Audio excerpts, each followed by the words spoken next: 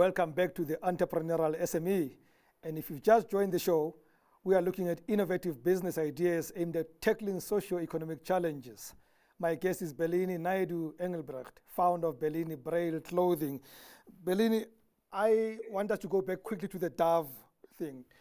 What you then created, is it going to go to market? Is it going to be taken to other places where you then have an opportunity to create more? So I created a once-off design for Durban July for their stage moment. So it was worn by a blind activist, Megan Adonis. So that garment was one of the first Braille dresses in South Africa, I can say.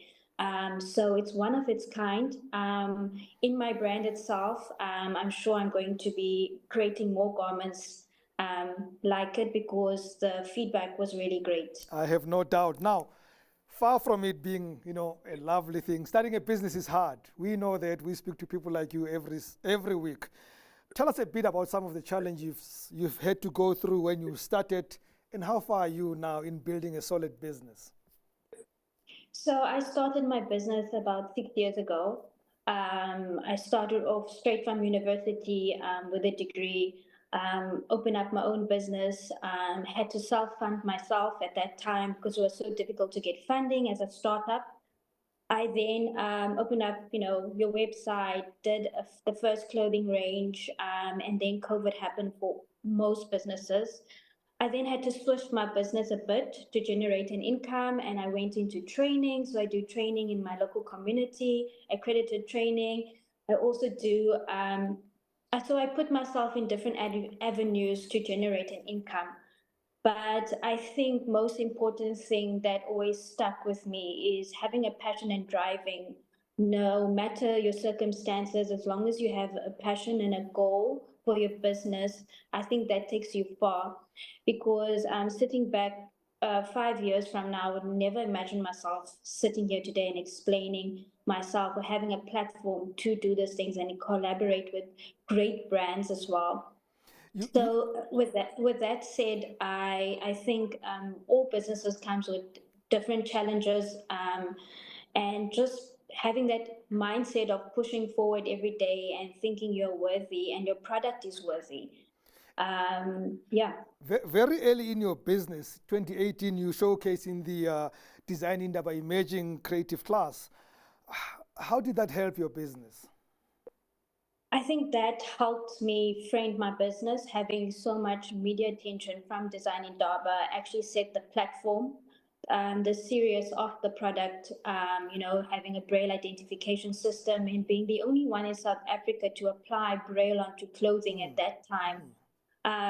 It was huge and the stakes was high for somebody that just came out of university, you being a young entrepreneur, you're still finding your feet with a product that you just don't even have data based on, People would say, would consider and think that you would have millions in your bank account because you are the first person at that age to create a product. But investors at that time could not believe in your product because there's no data to back it up.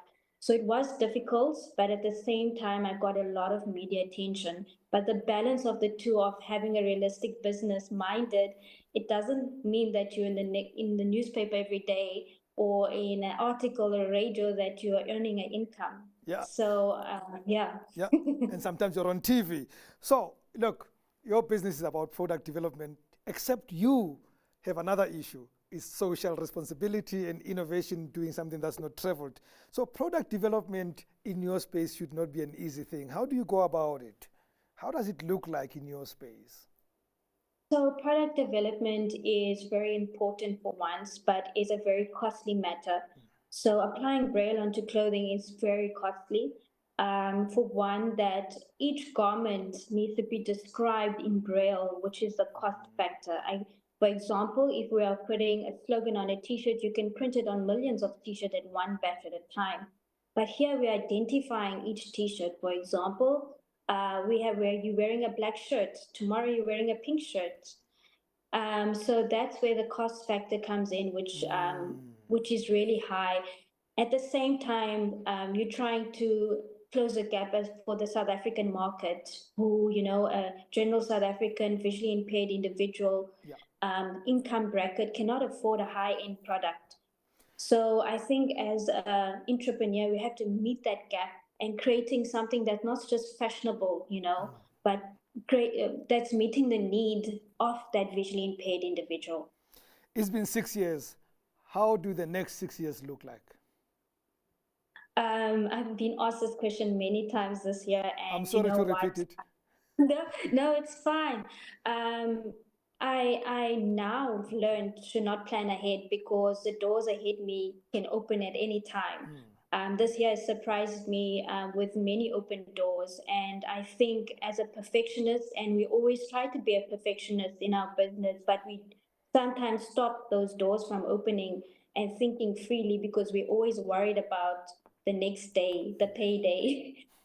So I think if we loosen your mind a bit, many other doors can open for you. So I think in the next 6 years, I might even blow my mind with possibilities that might open up.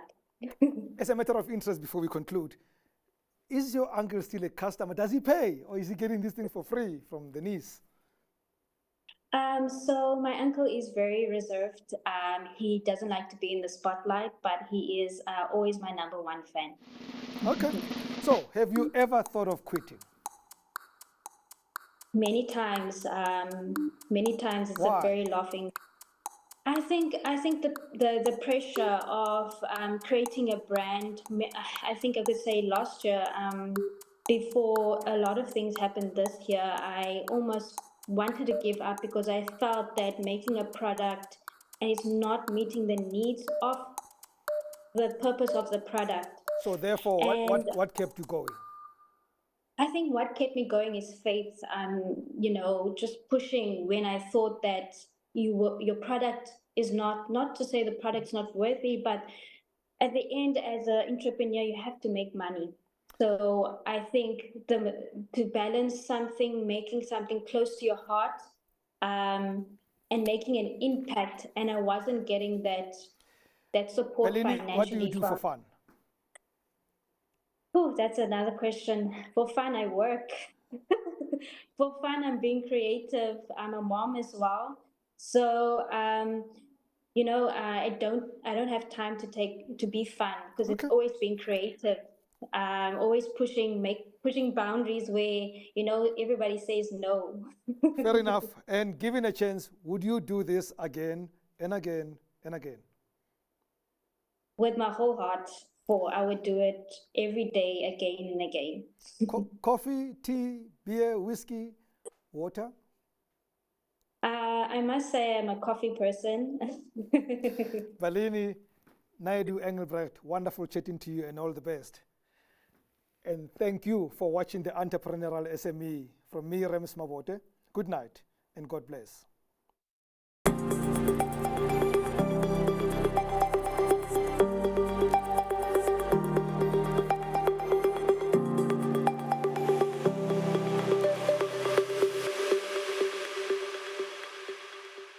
Your trusted connectivity partner, Telkom Business, proudly brings you the Entrepreneurial SME Show.